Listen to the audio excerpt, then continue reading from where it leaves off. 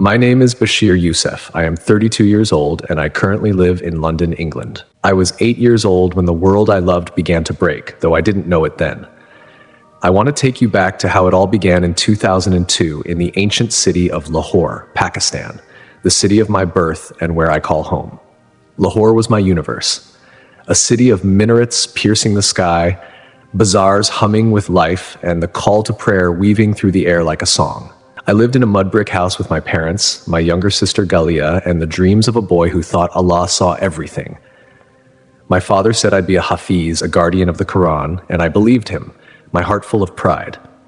So when they sent me to the madrasa of Mulvi Rahim, a teacher with a voice like thunder and eyes that seemed kind, I went willingly, clutching my wooden slate and a small bag of clothes. I thought I was stepping toward heaven. Instead, I found a darkness that stole my trust, my prayers, and the boy I used to be. This is the story of how my innocence shattered, how fear took root in my heart, and how the seeds of doubt were sown in a place meant to teach me faith. Our house was in Anarkali, one of Lahore's oldest neighborhoods, where the streets were narrow and the air smelled of nihari simmering in clay pots. Our courtyard was small, shaded by a neem tree where Galia and I played with kites we made from newspaper. She was 5 with eyes like mine, wide, dark, and curious, and a laugh that made my mother smile even when her hands were rough from washing clothes. My father was a cloth merchant. His shop in Liberty Market was filled with bolts of silk and cotton. His beard was always neat, his voice firm but kind. "Bashir, you'll carry Allah's words," he'd say, his hand heavy on my shoulder. My mother, softer, would stroke my hair, whispering, "Be brave, my lion." I wanted to make them proud, to recite the Quran so beautifully that the angels would listen. The madrasa was a short rickshaw ride away in a quieter part of the city where mud brick compounds hid behind high walls. It was a single-story building with a dusty courtyard, a small mosque, and a room where 30 boys slept on straw mats. The walls were cracked. The air was thick with the smell of ink and sweat. Mulvi Rahim greeted us on the first day. His white kurta crisp, his turban tight, his beard long and streaked with henna. His eyes crinkled when he smiled, and his voice was deep like the azan from the Badshahi Masjid. "Bashir Youssef," he said, taking my slate. "You'll shine here." My father nodded, his chest swelling, and my mother squeezed my hand before they left, her eyes wet but hopeful. I stood alone, my shalwar kameez too big, my heart pounding with excitement and fear. The days at the madrasa were strict but simple. We woke before dawn for Fajr prayer, our small hands splashing cold water for wudu in the courtyard. We sat cross-legged with our takhti, wooden slates, reciting Surah Al-Fatiha, our voices rising together, shaky but eager. Mulvi Rahim walked among us, his stick tapping the ground, correcting our pronunciation. "Allah hears every word," he'd say, his hand resting on my head, warm and heavy. I tried so hard, my tongue stumbling over Arabic, wanting his praise.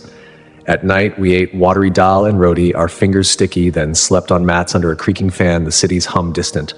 I missed Galia's giggles, my mother's lullabies, but I told myself this was my path to Jannah, to paradise.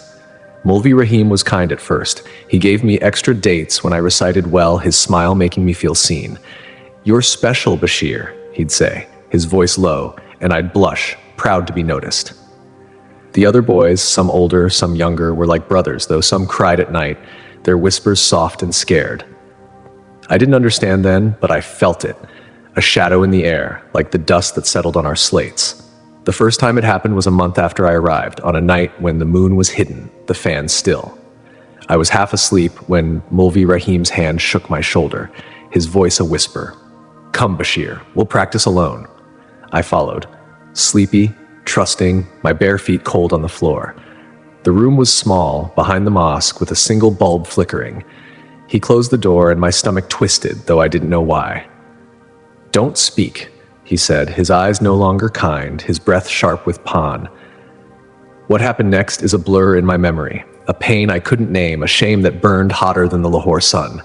He told me it was our secret, that Allah would punish me if I told, that my family would be shamed. "You're a good boy," he said, his hand on my cheek. And I nodded, tears falling, my body trembling. I stumbled back to my mat, the other boys asleep, their breathing loud in my ears. I curled up, my knees to my chest, and prayed. but the words felt wrong, like they were stuck in my throat. The abuse happened again and again, always at night, always in that room. Mulvi Rahim's voice was gentle in the day, praising my recitation, but at night, it was a blade cutting away my trust. I stopped eating much, my roti crumbling in my hands. I stopped smiling, my eyes fixed on the ground. The other boys noticed, some looking away, some whispering. One, an older boy named Aif, gave me a mango once, his eyes sad like he knew. "Stay strong," he said, but he didn't explain, and I was too afraid to ask. I wrote letters to Galia, simple ones my mother read to her, saying I was learning, I was happy. Lies, but I couldn't let them know. Shame was heavier than the Quran I carried, heavier than the stick Mulvi Rahim used when I forgot a verse. My prayers changed. I still knelt for namaz, my forehead to the ground, but I didn't feel Allah anymore. I asked why he didn't stop it, why he didn't see me crying in that room. I recited Surah Al-Nas, my voice mechanical, my heart empty. Mulvi Rahim led the prayers, his voice soaring, and I hated it. Hated how everyone bowed to him, how my father called him a saint. I wanted to run, to hide in the neem tree's shade, to tell Galia everything, but fear held me. Fear of hell, of my father's anger, of my mother's tears. So I stayed, my slate smudged with ink, my heart smudged with pain. One day during a recitation, I froze. The words of Surah Al-Nas stuck. Mulvi Rahim's stick struck my hand, sharp and quick, and the boys gasped. "Focus, Bashir," he shouted, his eyes hard. But later in the courtyard, he gave me a sweet, his fingers lingering on my shoulder. "You'll do better," he said, and I nodded, my throat tight, hating myself for wanting his approval, hating him for what he did. That night, I didn't sleep, staring at the ceiling, the fans creak like a heartbeat. I thought of Galia, her kite soaring above our house, and whispered her name, a prayer of my own. By the end of the year, I was a shadow of the boy who'd arrived, my hand loose, my eyes dull. My parents visited once, my father praising Mulvi Rahim, my mother hugging me, her hands warm. "You're growing so tall," she said, but I saw worry in her eyes. I wanted to tell her, to scream, but the words wouldn't come. Mulvi Rahim stood nearby, his smile wide, his hand on my father's arm. "Bashir is a star," he said, and my father beamed. I looked at the ground, my heart pounding, shame choking me. When they left, I sat in the courtyard, dust sticking to my wet cheeks, and wrote another letter to Galia. "I miss you. I'm trying to be good." I didn't write about the nights, the room, the pain. I couldn't. The madrasa was my world now, a cage I didn't know how to escape. Lahore's sounds, rickshaw horns, the azan, vendors shouting felt far away like a dream I couldn't reach. I recited the Quran, my voice clear but empty. And Mulvi Rahim nodded, his eyes on me, always on me. I prayed for it to stop, for Allah to save me. But the nights kept coming, the door kept closing.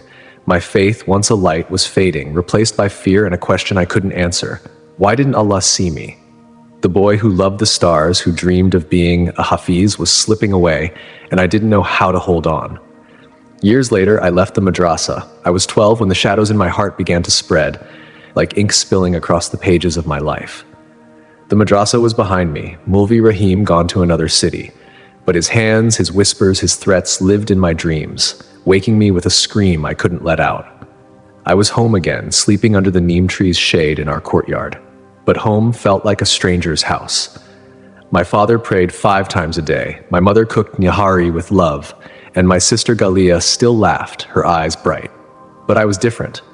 A boy carrying a secret too heavy for my small shoulders, a secret that made me question Allah, the mosque, and the faith I'd once loved.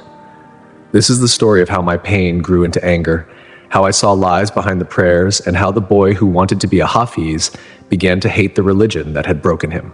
Our house in Anarkali hadn't changed. The mud brick walls were warm under the sun, the courtyard dusty where Galia and I once flew kites. She was 9 now, taller, her braids swinging as she chased sparrows. Her voice called, "Bashir, catch one!" I tried to smile for her, but my lips felt stiff like they'd forgotten how. My father spent long hours at his cloth shop in Liberty Market, coming home with bolts of silk and stories of customers. "Bashir, you'll join me one day." He'd say, his beard neat, his eyes expecting me to nod. I did, but my heart wasn't in it. My mother noticed my quietness, her hands pausing as she kneaded dough. "What's wrong, my lion?" she'd ask, her voice soft, her eyes searching mine. I'd shake my head, afraid she'd see the shame in me. The boy who'd let Mulvi Rahim touch him, who hadn't fought, who hadn't told. The madrasa was a memory I couldn't escape. At night, I'd wake, my hands soaked with sweat, the sound of Mulvi Rahim's voice in my ears. "Don't speak, Baal." I'd sit by the window, the Lahore sky full of stars, and try to pray, but the words of Surah Al-Fatiha felt like stones in my mouth. I stopped praying Fajr, slipping out to the courtyard instead, pretending I'd already knelt. My father didn't notice, but my mother did, her frown deepening. I went to a government school now, a concrete building with peeling paint where boys shouted and teachers droned. I was good at studies, math, Urdu, science, because books didn't ask questions, didn't see my secrets. But I kept to myself, sitting alone under a banyan tree at break, my lunch untouched, my eyes on the ground. The mosque was harder to avoid. Every Friday, my father took me to the local masjid, its green dome shining, its courtyard crowded with men in kurtas and caps. The Imam's voice boomed through the speakers, preaching about obedience, about Jannah's rivers of milk. I knelt with the others, my forehead to the mat, but my heart was far away. I saw Mulvi Rahim in every bearded face, heard his lies in every sermon. One day I saw a group of madrasa boys outside, their shalwar kameez dirty, their eyes hollow as they begged for coins. I froze, my breath short, remembering the courtyard, the mats, the nights.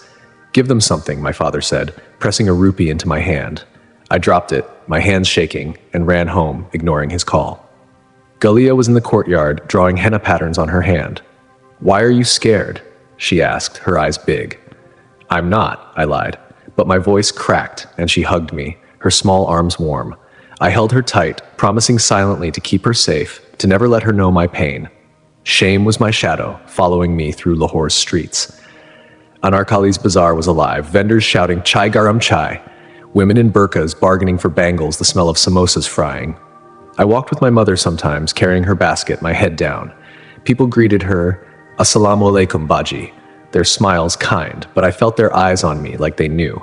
I'd see Mulvi Rahim's face in the crowd, my heart racing, though he was gone.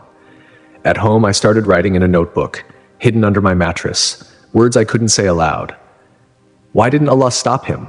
Why am I dirty? The pages were smudged with ink, with tears, but they held my truth, the only place I could be honest. Hypocrisy crept into my world like dust through a cracked window. Our neighbor, Hafiz Sahib, was an Imam, his voice sweet during the azan. But I saw him take money from a shopkeeper, his hand quick, his smile sly. "For the mosque," he said, but his new motorbike gleamed. My father praised him, a man of Allah. And I wanted to scream, to tell him about men of Allah who hurt boys in the dark. At school, a teacher, Mulvi Qasim, taught Islamic studies, like his stick sharp when we forgot a hadith. He'd pray loudly, but I heard him curse a poor boy who couldn't pay fees. "These people ruined Pakistan," he muttered. And I stared, my fists clenched, hating his lies, hating the Quran he held, hating myself for hating it. My anger grew quiet but fierce. I stopped praying Dur and Azr, hiding in the courtyard or the market when the azan called. My father caught me once skipping Maghrib and slapped my face, his eyes hard. "You shame us, Bashir," he shouted, and my mother cried, her hands twisting her dupatta. I stood silent, my cheek burning, my heart saying, "You don't know what shame is." Galia watched from the doorway, her eyes wide, and I hated myself more for scaring her, for being weak. I started sneaking out at night, walking Lahore's streets, the city alive with qawwali music and neon lights. I'd sit by the Ravi River, its water dark, and throw stones, each one a piece of my pain. "Allah, where are you?" I whispered, but the stars didn't answer, and I felt alone, a boy lost in a city too big to care. Galia was my light, the only one who kept me from falling apart. She'd sit with me in the courtyard, her books open, asking, "Bashir, what's the moon made of?" I'd make up stories, silver threads, angel dust, her laughter easing my heart. But she saw my sadness, her small hand touching mine. "Are you sick?" she'd ask, and I'd lie, "Just tired." One evening during Eid al-Adha, we wore new clothes, my kurta blue, her shalwar kameez pink, and joined the neighborhood feast. The air smelled of biryani and roses, children running, men praying under lanterns. I stood apart, watching Hafiz Sahib laugh, his hands full of sweets, and felt sick, my stomach twisting. Galia tugged my sleeve. "Dance with me." I tried, spinning her under the lights, her giggles loud. For a moment, I was her big brother, not the broken boy. But the moment faded, and the darkness returned. School was my escape, where I could be smart, not shameful. I won a prize for math, a book with a shiny cover, and my mother hugged me, her eyes bright. "My lion," she said, and I wanted to cry, to tell her everything. But my father's voice stopped me. "Good, but focus on Deen, Bashir. Faith first." I nodded, my throat tight, hating the word Deen, hating the mosque, hating Mulvi Rahim. One day a classmate, Imran, sat with me under the banyan tree.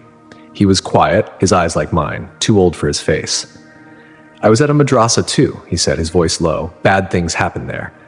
My heart stopped, my hands cold. I wanted to ask, to tell, but fear choked me. "Yeah," I mumbled, and he nodded, like he understood.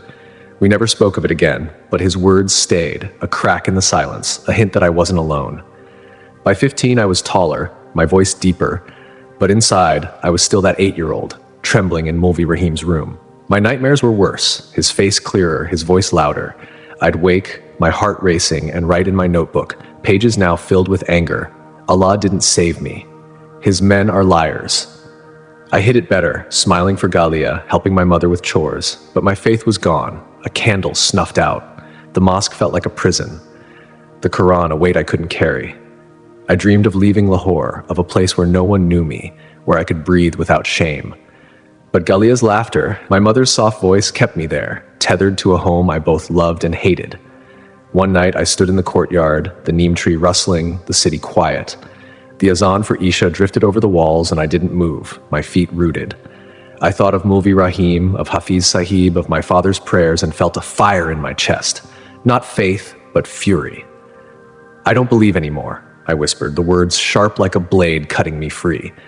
But freedom didn't come. Instead, guilt followed, heavy as the Lahore heat, whispering that I was lost, that I was dirty, that Allah had turned his face away. I was 23 when my anger became a fire, burning everything I'd tried to hold together. By 2018, I left Lahore, thinking I could outrun the shadows that had haunted me since I was 8. Karachi was a new city, a sprawl of sea and chaos, but the weight of my past followed me. Mulvi Rahim's abuse in the madrasa, my father's silence, the shame that clung to me like dust. Lahore's minarets and markets were gone, replaced by Karachi's neon lights and salt air. But my heart was the same, heavy with guilt, rage, and a hatred for the faith that had failed me. I'd stopped praying, stopped believing, but the world wouldn't let me forget. This is the story of how I found others like me, survivors of a secret too many kept, how I learned my abuser still roamed free, how my defiance led me to the brink of death, and how, in the silence of a dead heart, I met a man in white who shattered the walls I built around my soul. I left Lahore in the heat of summer, my bag light, but my heart heavy. My father's slap, his words, "We protected our honor," still stung, a wound that wouldn't heal. Galia's face, pale with fear of her own marriage, was what pushed me to go. "I'll come back for you," I whispered when I hugged her goodbye, her braids soft against my cheek. My mother cried, her hands clutching my kurta, but I couldn't look at her, afraid I'd stay. My father stood silent, his eyes hard, and I walked away, the azan for Fajr fading behind me. Karachi was my escape, a job at a call center answering questions for foreigners, a chance to be someone new. But you can't escape a secret that lives in your bones. Karachi was louder than Lahore, its streets choked with rickshaws, buses, and vendors shouting, "Biryani, garam biryani." The air smelled of sea salt, diesel, and spices, the Arabian Sea glinting under a hazy sky. I lived in a cramped flat in Sadar, sharing with 3 other men, our room smelling of sweat and cigarette smoke. The call center was a glass building, cold with air conditioning, where I wore a headset and spoke English, my voice flat, my mind elsewhere. My coworkers were young, laughing about cricket and girls, but I kept to myself, my notebook, my only friend. Its pages were full now. Anger, pain, questions. Why do the holy hurt? Why does Allah watch and do nothing? I wrote at night, the city's hum through the window, my hands shaking from whiskey I drank to sleep.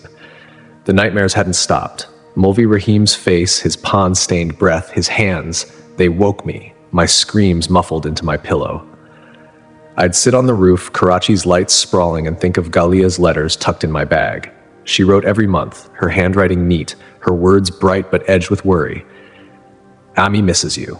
Abu says you're ungrateful. My husband is kind, but I don't like being a wife."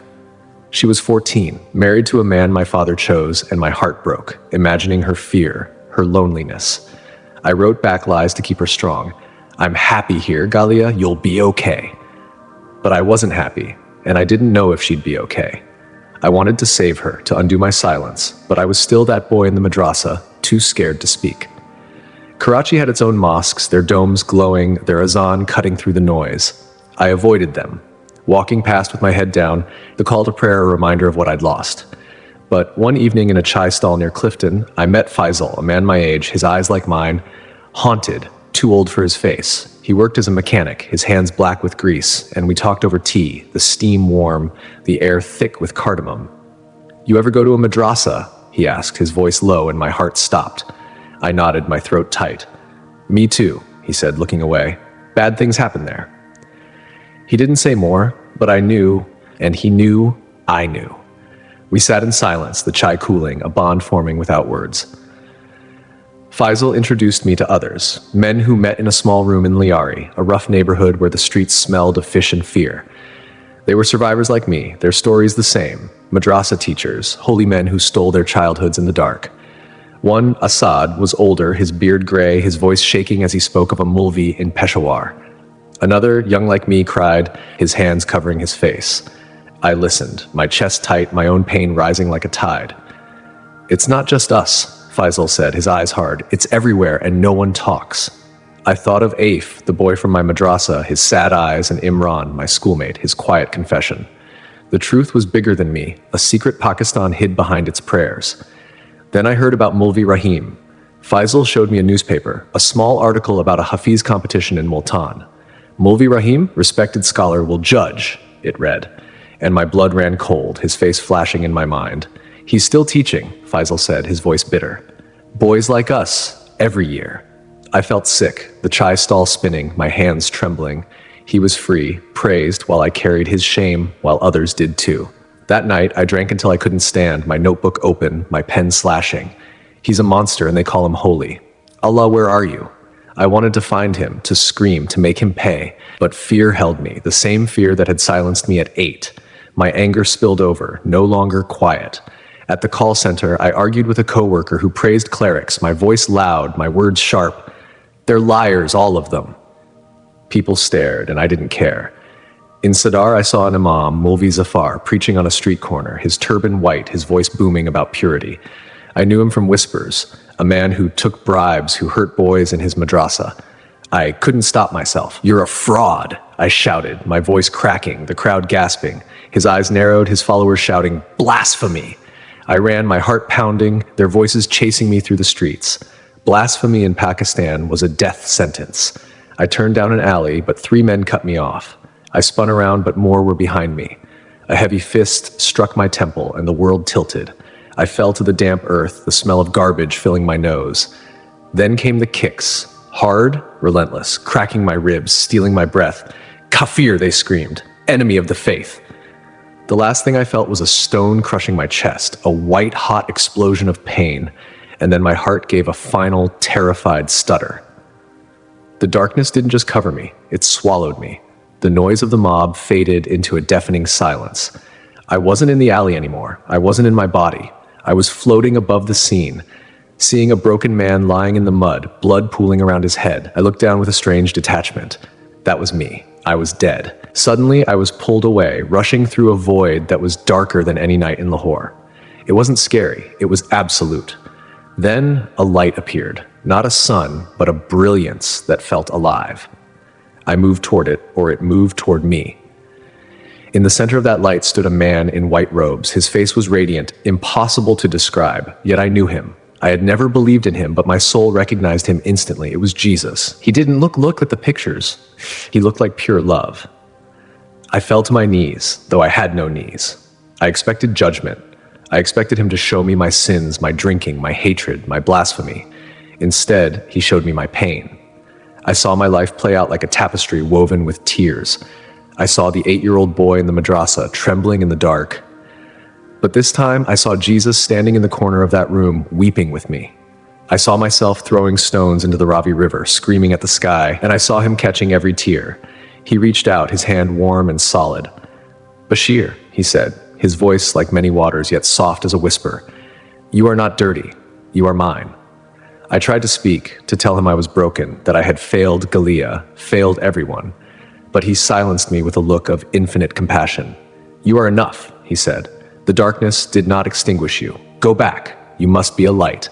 I didn't want to go back. I wanted to stay in this peace, this overwhelming love where shame didn't exist. "Please," I begged. But he touched my chest, right where the stone had struck. "Go. You are not alone." I gasped, a violent, tearing intake of air that filled my collapsed lungs. Pain flooded back, the throbbing head, the broken ribs, the taste of blood and mud. I was lying in the alley, alone. The mob must have thought I was dead and left. I couldn't move for a long time, just staring at the sliver of Karachi sky, tears streaming down my face, mixing with the dirt. I wasn't the same man who had died moments ago. The rage was gone, replaced by a terrifying, beautiful confusion. I crawled, inch by inch, out of the alley. It took hours to get back to my flat. My roommates were out. I collapsed on my mattress, blood staining the sheets, and pulled out my notebook. I didn't write about anger. I wrote, my hands shaking uncontrollably. I saw him. He is real. The blasphemy threat was still real. They knew my face, but the fear of death had vanished. I had seen what lay beyond. Samuel, my Christian coworker, found me the next day, battered and feverish. He didn't ask questions. He cleaned my wounds, his hands gentle. "You're in trouble, Bashir," he said softly. I looked at him, my one eye swollen shut. "Samuel," I whispered, grabbing his wrist. "I saw him. I saw your Jesus." Samuel froze, then tears filled his eyes. He reached into his pocket and handed me a crumpled paper. "I was going to give you this today," he said. It was a Bible verse. "Come to me, all you who are weary, and I will give you rest."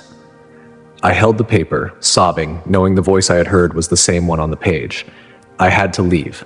The mob would come back if they knew I lived. Samuel helped me apply for a visa, a refugee program to London. Fazal gave me money, his eyes sad but hopeful.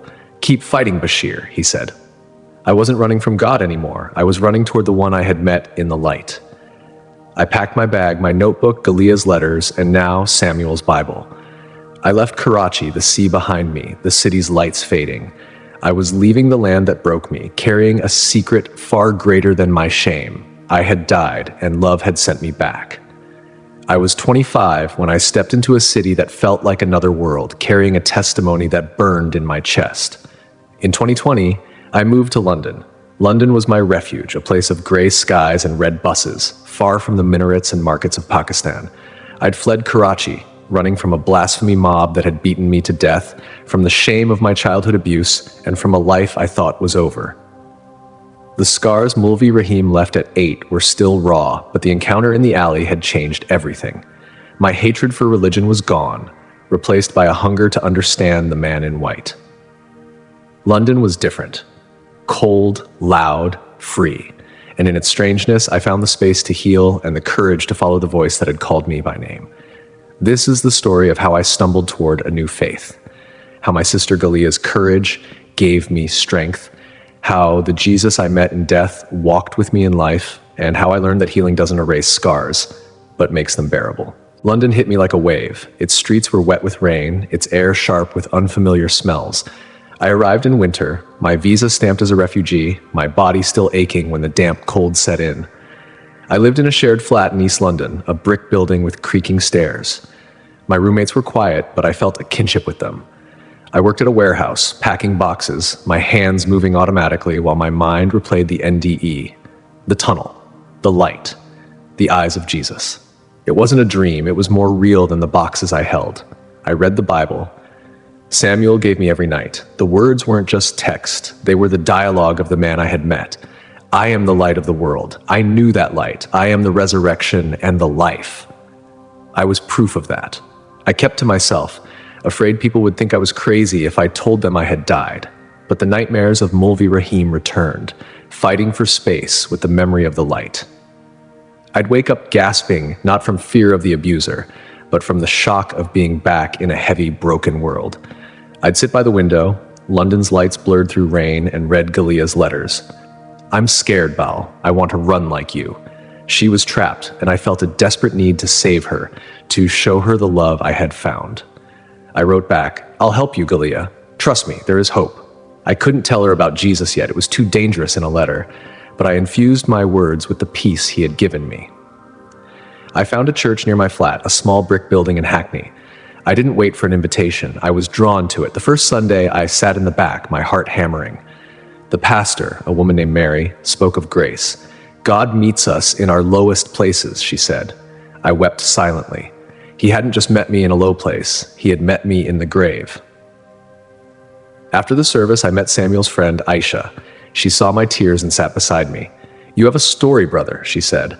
I looked at her and simply said, "I met him." She didn't laugh, she nodded.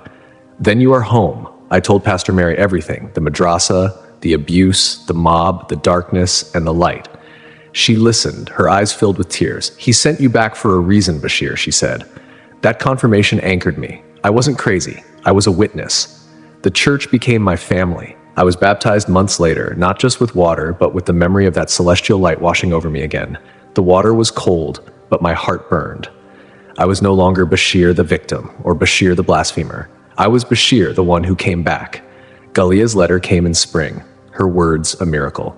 "I'm free, Bashir. I ran to Kala's house in Lahore. She's hiding me."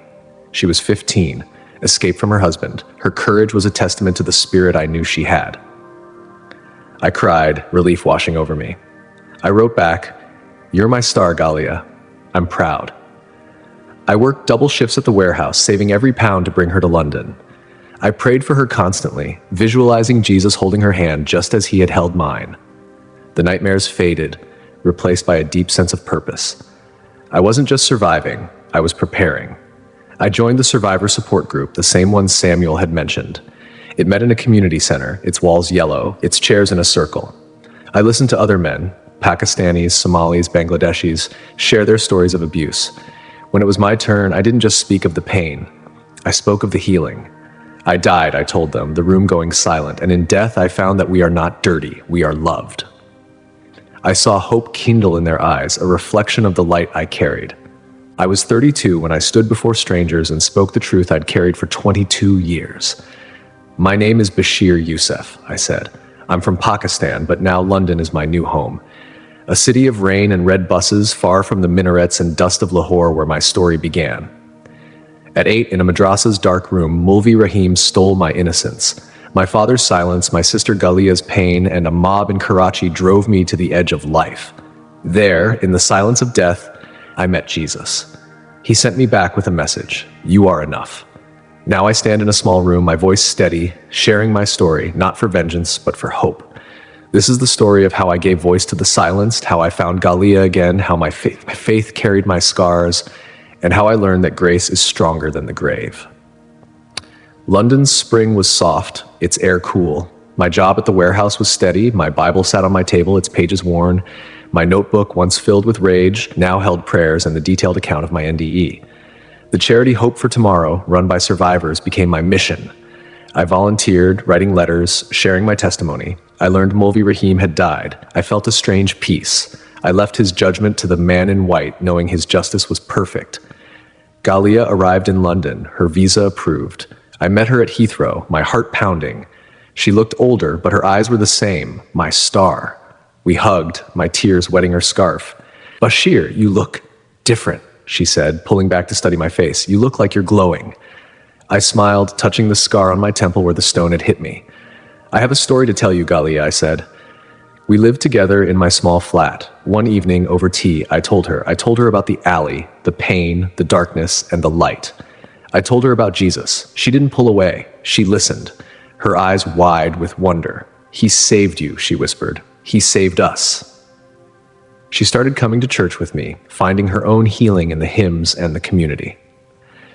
We stood on my balcony one night, the London air cold and crisp. The city lights twinkled below, reminding me of the stars over Lahore, but also of the brilliance I had seen in the afterlife. Ghalia was safe inside, asleep. I thought of the boys still in madrasas, the men suffering in silence, the angry mobs in Karachi. I didn't feel hate anymore. I felt a profound, aching love. "Jesus," I whispered, looking up at the cloudy sky. "Thank you for sending me back." I felt a warmth in my chest, right where the stone had crushed me, a reminder of his hand. I was Bashir, survivor, brother, witness. My scars were the map of my journey, but the light was my destination. And my story wasn't over. It was just beginning.